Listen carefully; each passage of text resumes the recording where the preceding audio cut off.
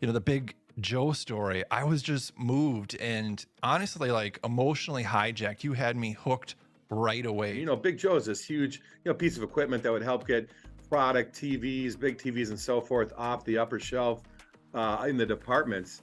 And you had to be careful with that because that big piece of machine would go up and down, and you had to block the aisles. You can see that in Costco and other retailers today. And back then it wasn't as clear and consistent about the training. Anyhow, my store wasn't doing well with it, and we blew it off because that was my call. I thought it was a waste of time.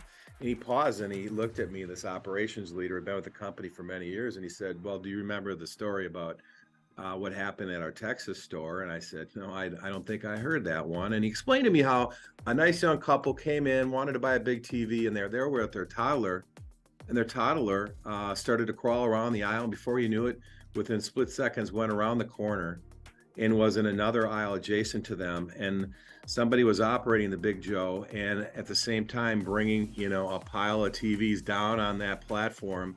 And the toddler crawled underneath the platform and got crushed to death.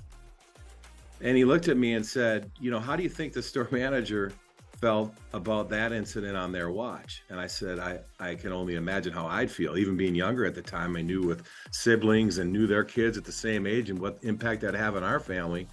And so the story started to really center for me that, yeah, it is all about cost. And part of that cost equation is the cost of human life. Yeah.